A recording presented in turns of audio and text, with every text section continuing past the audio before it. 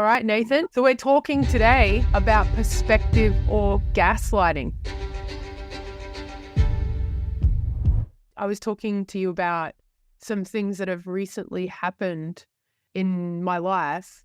And, I noticed this is my observation is, as we've talked about, the word narcissist, the word gaslight and gaslit, it gets thrown around and kind of used quite a lot, I would say. Yes. And you obviously have written a book about teaching people how to gaslight in a step-by-step guide.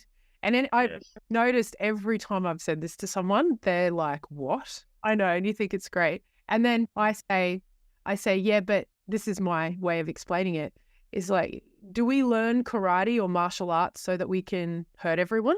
No, we learn it to be aware and protect ourselves and be able to deal with situations where we're in like aggressive situations. So why not do the same with this, with being gaslit? So that's how I explain it, right? Yeah. And as you know, my interest is marketing and influence and how, everyday people become cult leaders and build cult movements. Versus, I love being in these conversations with you. I just love it. Well, spicy. It is spicy. So I was saying to you, like, I noticed that when someone is victimized, they feel gaslit. And in marketing, this is a very common experience when someone pays for something and something doesn't happen. It doesn't happen the way they expect. And they kind of feel duped, betrayed, scammed. I know I do. Yeah. But they might actually carry the perspective of, I am going to deliver. This is how I deliver. You are just a numpty with digital. It's not my problem that you don't know how to turn on and activate Google and do all of that. That's your problem. Yeah.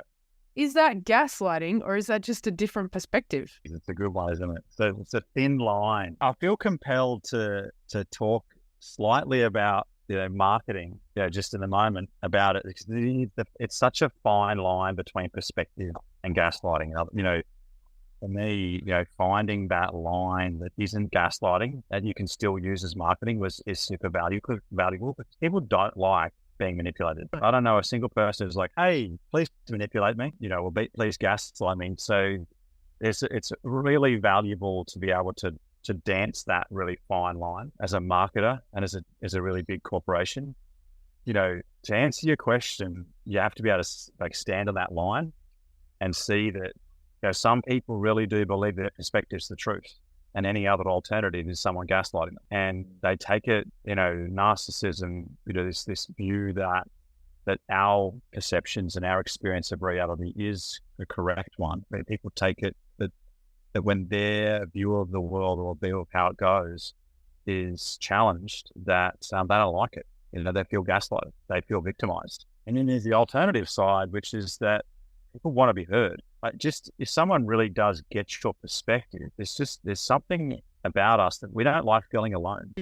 Being heard and understood is really important for us. We don't generally need to be agreed with, although lots of people do like it. And there's this dance. Gaslighting is, if you get it right, is incredibly powerful. If you get it wrong, I call them amateurs. When someone has this view that they've been victimized, for example, and you don't hear it. They don't have the experience of you, and they have the experience of you just completely glossing over their perspective or their experience. They're trapped inside of it. And that's often the line between gaslighting and perspective. I don't know. Hopefully that landed. Does that make sense? Yeah, it did. I was just thinking, I've got, as I shared with you before I came on, I've got this situation that's very present for me where people in my life have these two very opposite views. People I love very much. And I see both of their perspectives, deeply understand their perspectives, and their perspectives have been shaped by their experience of the world. And I also see that both of them are not hearing each other. And I do find that the more dominant person, so when someone's male and a bit more aggressive, I do notice that he can be labeled very easily as a gaslighter, like he's trying to undermine my point of view. He's trying to tell me my point of view is wrong. But actually, he's just pretty firm with a loud voice and an energy that's like, I'm not backing down. And he's not listening to the other party, right? So that doesn't mean he's gaslighting. Does it mean he is acting a little bit harsh? I'd say so. Does it mean he's acting a little bit brutal? I'd say so at times. However, I don't think he's gaslighting. I actually just think he's not listening and he's being a bit brutal. You can say that's gaslighting. When you don't listen, generally you find yourself gaslighting other people and not being responsible. Yeah. Having them get their world. So this is very interesting. So okay. So then now I'm a bit softer and I'm acting a bit more like a victim and a poor me. And this has happened to me. And it's genuine, like things have actually really happened to me, or people in my life. And so I'm not listening to that aggressive, brutal person either and their perspective. So am I gaslighting as well? You mean the one that's the poor me?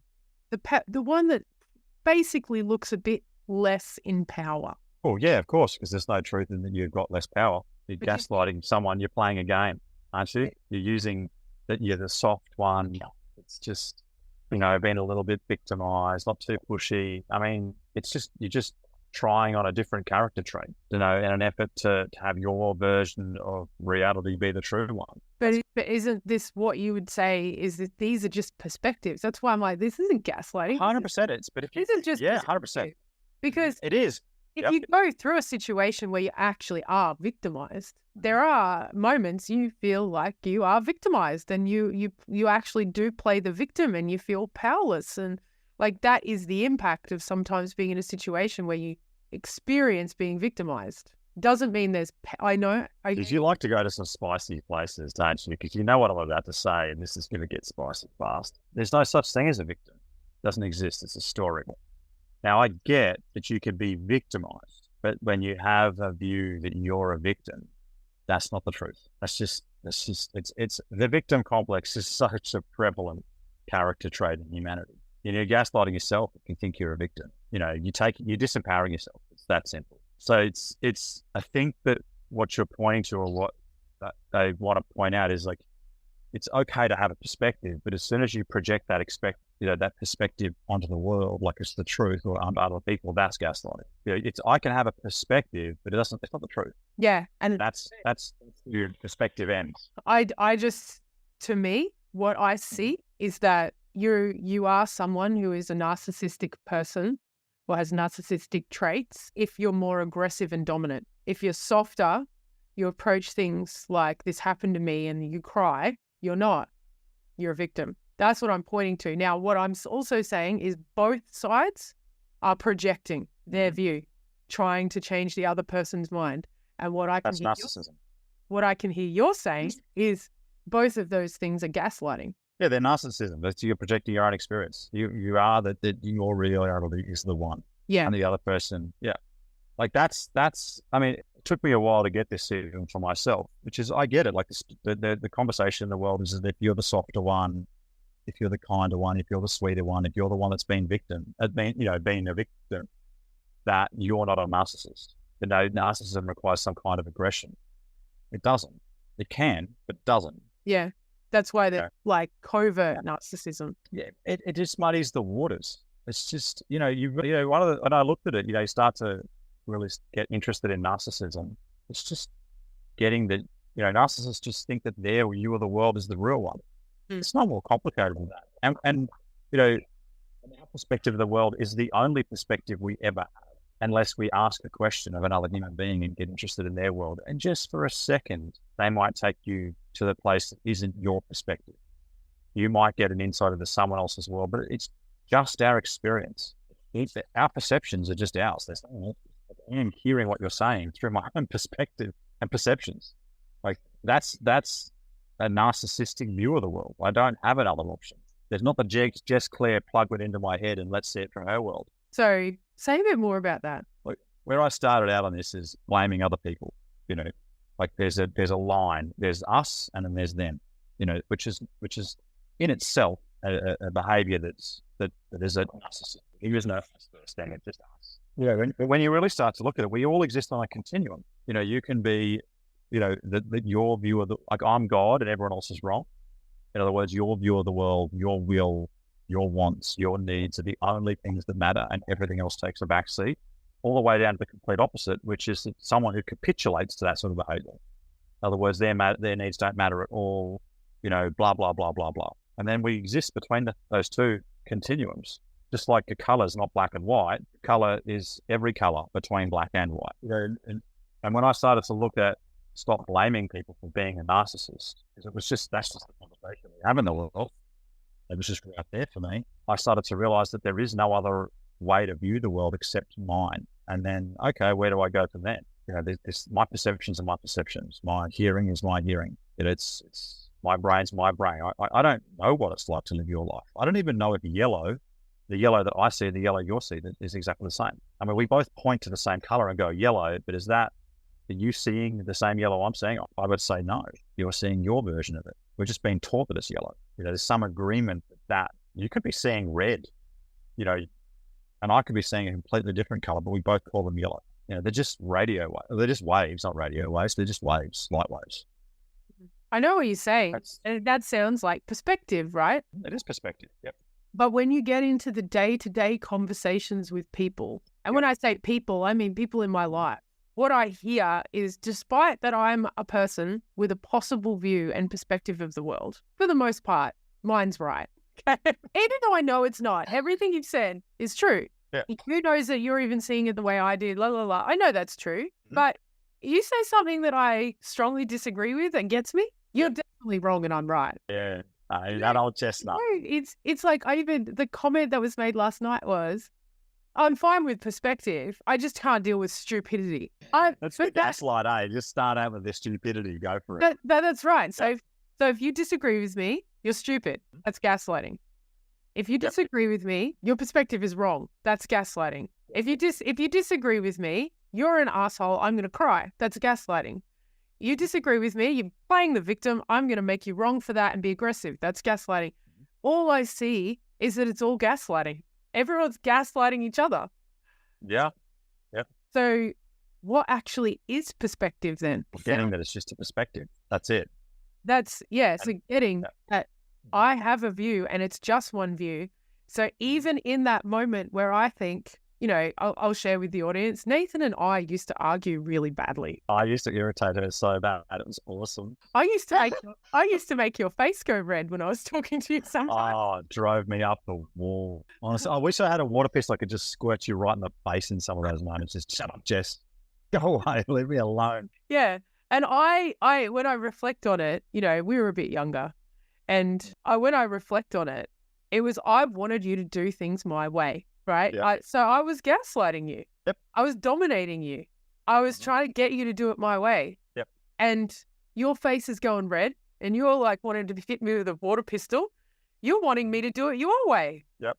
So you're gaslighting me and you're trying to dominate me. So I was trying, yes. It's interesting when you say that. I was trying not to. It's really hard when you're faced with someone who's like right up in your face going, do it this way. Like I get, you sort of can't help but fight fire with fire.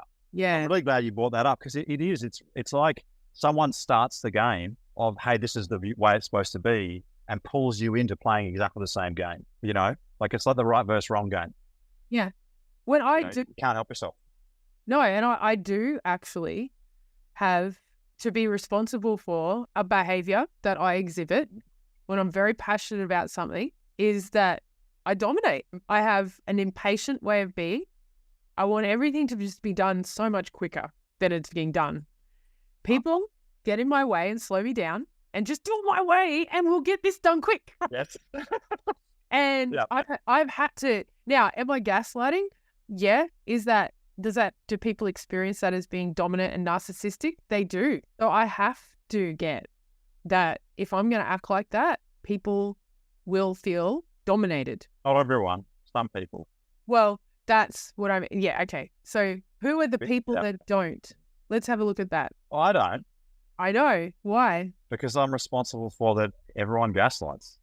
I don't make it mean anything. Like, who cares? Like, really, that's what my life's going to be about, pointing fingers and blaming people for being a flawed being, but not realizing that their experience of the world isn't real. It just adds no value. And it makes no difference over there with you, like at all. It makes no difference with me. It's interesting what you're saying, because what you're effectively saying is that the reason it doesn't impact you and you don't feel victimized or dominated is because you get everyone does it, even you. Yeah. And it's really hard not to. It's like when I looked at like domination, like where I don't want to be dominating. I'm a man. I can occur to people as dominating. And so I started to look at it. And when I realized that just speaking is dominating silence, it's not possible. You can't function as a human being and not dominate. Or avoid. Same with gaslighting. Like what, you just sit in silence and starve to death? Like, yes. And then you're still dominating the space by existing in that space. It's all about perspective. So maybe there's no such thing as an introvert. Or actually, we'll start with extrovert. Maybe there's no such thing as an extrovert. There's just someone dominating. And maybe there's no such thing as an introvert. There's just someone avoiding domination. Yep. It's generally how it goes. Most introverts would prefer not to be that way, or to be able to own it, because they feel like it owns them in certain situations. And the same for extroverts. And I do watch people grapple, because I did watch this situation where, this person felt victimized, and I watched the pain that she experienced through that. And I watched her trying to express that pain and it not being heard. And that's like real. It's like a real experience for her. And she really felt that way. And then she felt even worse that she wasn't being listened to. Like, I watched that whole thing play out. I'm not saying that's not real. In fact, I think it's important that it gets felt and expressed. Human beings. Yeah. And it gets felt, it gets expressed. What I think is the gaslighting part is, even in the feeling of that pain and that experience that she felt, is where she has to make that other person, who may be the aggressor in that situation, she has to make him wrong.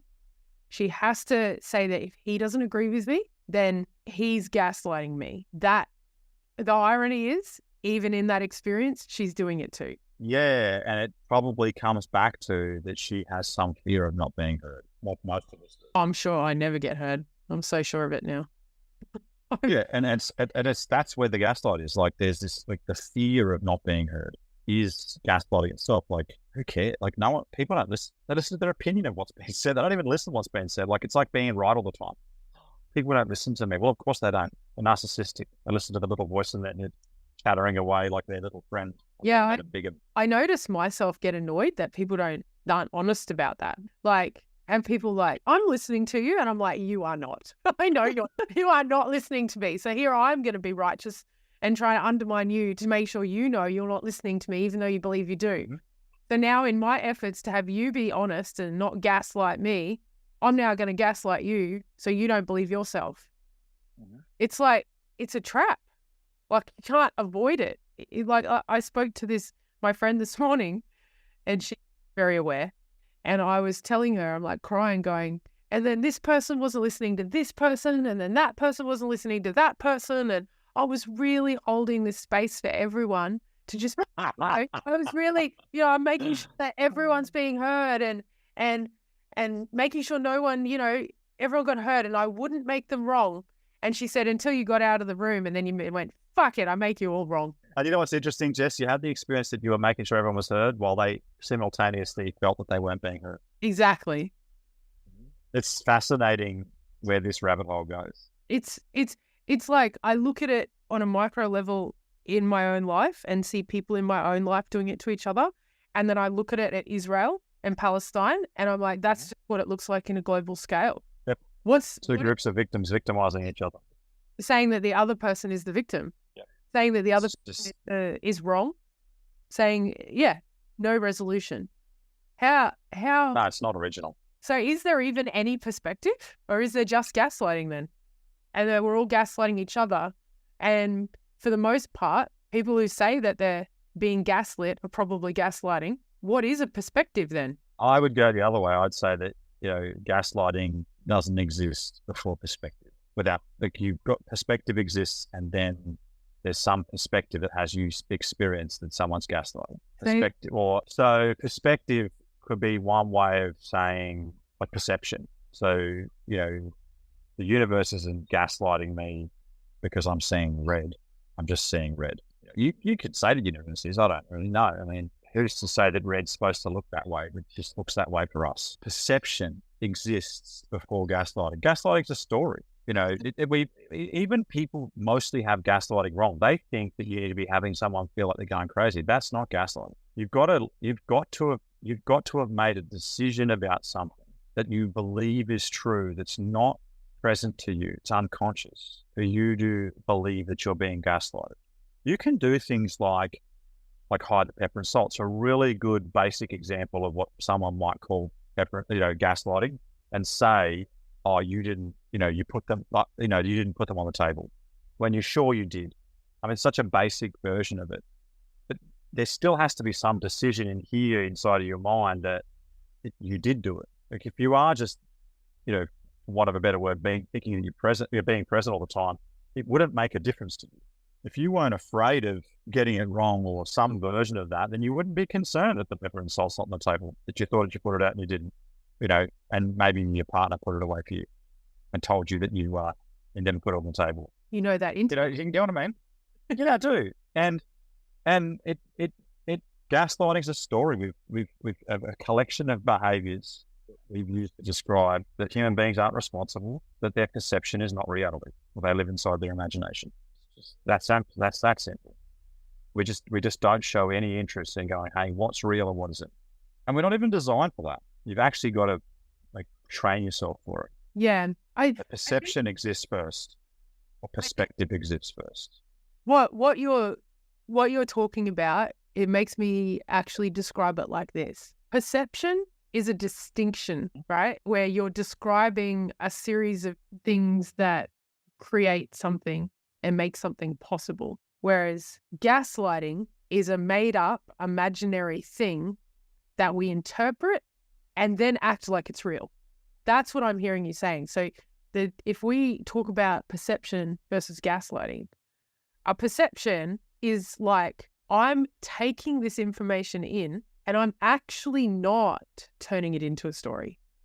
I'm just getting it. I'm getting it. It's like landing in my cells, in my brain, in my body, and I'm actually hearing someone else's perception. At the same time as this is coming into my brain, it's having me contrast and compare my own thinking and perspective. Yeah. Gaslighting is taking those two things in and then going, here's mine, and mine's right, yours is wrong. Yep. That's pretty close. Yeah. 100%. And it has to be unconscious. Like gaslighting is really close to victiming. It has to be inside the subconscious. It's like playing the victim or the aggressor, the perpetrator or the victim is actually both sides of gaslighting. There's no perception there. No. That's it. And they're both sides of the same coin. I mean, people think that you can either be the victim or the aggressor. People with a victim complex look for aggressors. They literally try to prove their own opinion constantly. Yeah. And when someone says, oh, you're not a victim, they've got all these reasons and excuses as to why, but in that moment, they're not a victim. Yeah. And they never see it. And yet people go, you're gaslighting. Well, yeah, you've got to get that you're gaslighting it. Like the only way to have someone see that they're being gaslighted, or they've been gaslighted, or they're being gaslighted themselves, is to actually use exactly the same technology to have them see that they've done it, or it's been done. There's no the cure for gaslighting. It's gaslighting technology. You've got to have someone see that they live in a fantasy, which often occurs as gaslighting to them, for them to get, oh, I have actually been gaslighting myself, or I've been gaslighted. Well, just to bring this to marketing, because you love marketing. Oh man, I love it. I love dark marketing. More interestingly, for me, the most boring form of marketing is literally just telling someone what you're selling. Like imagine if our socials were full of that. We go onto Facebook or Instagram or TikTok and you got someone going, oh, I just sort of come on here and tell you I sell shoes. If you like some, here's my catalog. Okay, bye. Right? It's a really effective form of marketing because so few people do it. Actually, it probably would be these days. Mm-hmm. But I don't know if it would be, because it doesn't hit the parts in the human that want to be hit to draw you in. To draw someone in, marketing's done like years, and it's evolved, and there's neuroscience, and there's so much that I'm arguing people who are experts at marketing and a lot of marketing research and have become over years experts actually have worked out how to gaslight, right? Yep. Gaslighting in marketing is you have to tell someone that you're going to give them something that they don't have, and you are 100% guaranteeing that it will have, that they'll get it, even if you can't actually do that or deliver it. Yep. And you do it in such a way that when you say it, you kind of also have your back door that you don't have to deliver it. That's real marketing. That's good marketing. AKA drink Coke, Coca-Cola. Yep. And they will just keep showing everyone images of like really hot looking people in the summer drinking Coca-Cola. In other words, if you drink Coke, you'll be really happy. You'll feel warm and you'll have a hot body. Right? Okay? Yep. Right? So they show those images over and over and over and gaslight people into not even knowing that they're buying Coke because of the amount of images that have been imprinted into their brain. And who's gaslighting who? Is it Coke? Because this is showing a video exactly saying, hey, like you could have a great life and drink Coke.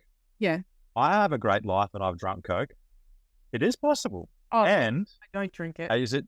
And people who think that they can drink 12 litres of Coke a week and have a great life, are probably gaslighting themselves. It's not Coke that's doing it. I mean, that's the duality of this. That's that perspective that you were talking about. That's right. So then there's Ronaldo, who is one of the fittest guys on the planet, one of the best soccer players, right? Or football players in the world. And he's having a press conference. And of course, Coke runs up, puts a Coke in front of him. Now, do you reckon Ronaldo drinks Coke? I don't think so. Right? Maybe he does. Well, by the looks of what he did, he looked at the Coke as someone ran up and put it there. He grabbed it and put it off screen. And he was fined all this money because of some contract that he has with Coke. Why do you think they reacted that way if it wasn't such a big deal? Which bit? Why did Coke fine Ronaldo? Because there's an agreement for it to be on screen. Why would they? He made an agreement. But if I see Ronaldo with a Coke, see, this is where I'm like, this is dark. This is like, people don't even realize they're getting gaslit. He knows, Coke knows, Ronaldo and Coke, they're together, actually impacts moving Coke around the world. 100% it does. 100%. Yep. But it works whether people, like, so let's just say, for instance, people are not aware that that's a flaw that they have, that they see Ronaldo drinking Coke and they buy Coke. Maybe whose responsibility is that? Is it Coke's responsibility to educate people, or is it Coke's responsibility to want to, to promote this invention that they've created? It's a global phenomenon and has been for decades. Is it their responsibility to live their life, and promote their business, and your responsibility to be responsible for your life? And I'd assert that it's your responsibility responsible for your life. Like if you find yourself constantly losing the game, generally doesn't go so well. Can you say that again? You just froze. If you find yourself losing the games you're playing, blaming the other team generally doesn't go so well. You probably are better to focus on, knowing what it is going to take for you to win the game. If you want to intentionally get overweight, then great. You should drink Coke, like huge quantities of it, because it's full of calories. Everyone knows that. But if you're not aware of that human beings, like, we're just genetically love sugar, and then blame Coke for that. I mean, I'd assert that's on you. It's at some point, personal responsibility is required for you to win games at life. Yeah, and that's what I can hear you're always saying. You're always bringing this back to personal accountability, right? Well, no one else is coming to save you. There's no Rapunzel, throw my hair down and a big knight's going to come and save me. And all of a sudden you're going to be hot and sexy and a genius and a billionaire. Just never going to happen. Yeah, it's disappointing. I did that. It is very true what you're saying. It's personal responsibility. And yet I get super duper mad at seeing certain marketing tactics being used on people, knowing people don't know what's happening. I really hate it and despise it. Why is that, Nathan? Why do I have such an anger towards those kind of marketing tactics? That's why I'm even... You've been fooled before. You've been fooled before, Jess, and you don't like that you've been fooled. I don't. It confronted your ability. You confronted your view that you're smart. You like to consider yourself smart.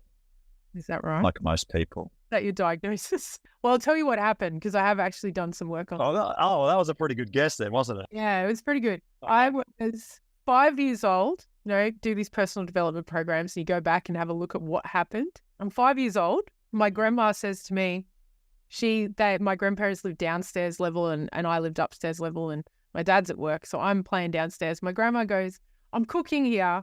Don't go upstairs. Okay? You just have to stay down here. And I'm like, okay. And so I go upstairs. So I go upstairs and I start playing. And there's a bit of tough love in my family. So I'm playing in the cupboard, these like pine cupboards when I'm in the 80s.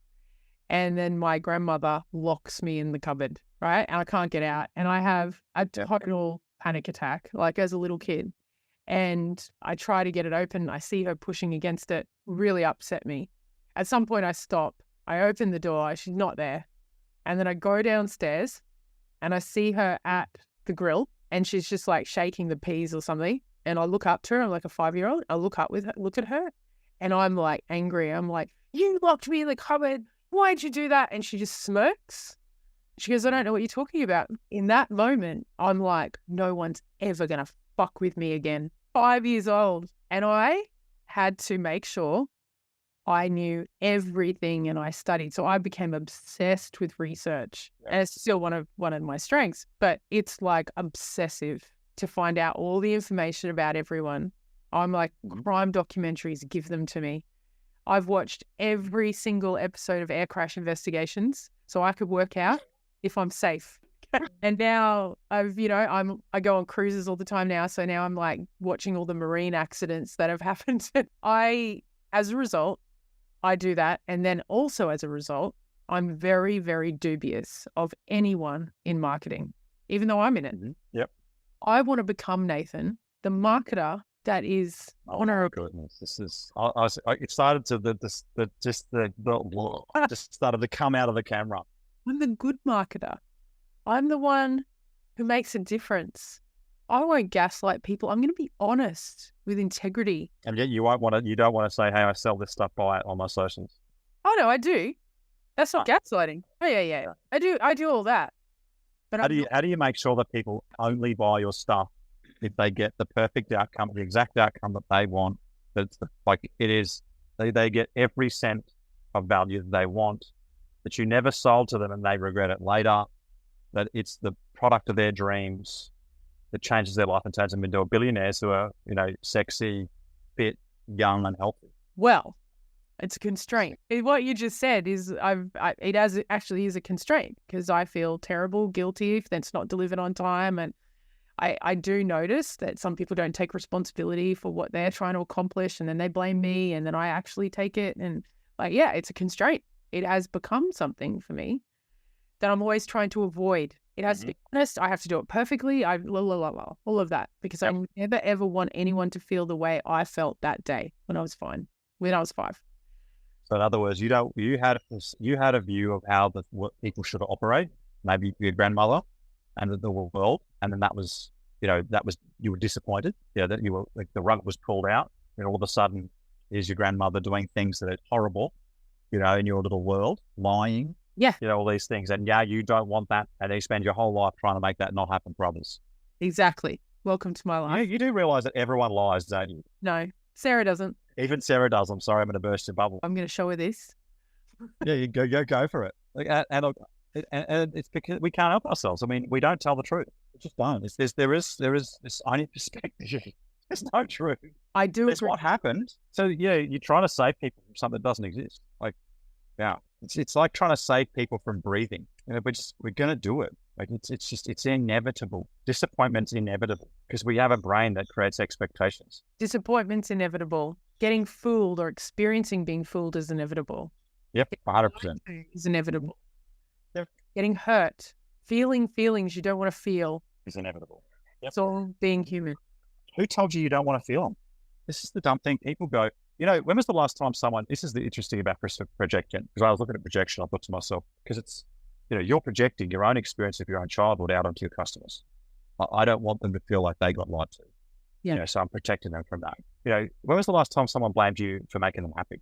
Oh, Jess, I hate you. I never want to speak to you again. You're such an asshole because you made me happy. Definitely never. But they do it because you made them sad or shameful or jealous or any of those other things. But there's this view that we have these emotions that are bad. Like it's just it's dumb. Like they're just emotions like the others. There's no reason to project them. Just sort of push them away from ourselves and only keep the ones we decide is good or we've been told is good. Like some of the most valuable emotions that I've ever experienced are the emotions that we consider negative. Like they're the places where we really do grow. Like, face your fears is a really important journey to go on in life. If you don't face your fears, you don't see those things and deal with the things like your grandma disappointing you and get complete with them. It's very easy to control someone if they never want to have negative emotions. Very, very easy to control them. It's very easy to gaslight them. If you're not willing to face your fears, you're going to find yourself easily gaslighted your entire life. True, actually. Yeah, I can see that. Well, on that note, up. Oh, no, one more thing. You should buy Jess's stuff. You will never be lied to. Because I'm a good marketer. I'm a part of the good ones. Hey, look, it's great to aim for good. I want to qualify this with you, Jess, because I know that you're very passionate about this subject. So I don't want to leave people with something that wasn't like. I find it commendable that you're aiming towards where is that line? How do I provide my services or sell things to people who really do want them? I think it's really commendable to go down that road. It's not an easy line to find. Well, no, because it's a lot of companies. Thank you, and I'll just on that. There are a lot of companies out there that are selling to people things that they don't need and gaslighting them into it. There is that exists. Yep. And it does. Yep. That doesn't work for me, and I don't want to be one of those companies ever. No. Yeah. No. But I also can't control if I'm seen that way, and I think that's what sucks. Is that despite my efforts, despite how much I try to be honest and open and win integrity, if my clients don't take personal accountability and responsibility for their own business and what they've engaged me for, then they're going to think things about me that I maybe don't want them to think about. And they may think that I'm gaslighting them, or they may think that I lied to them.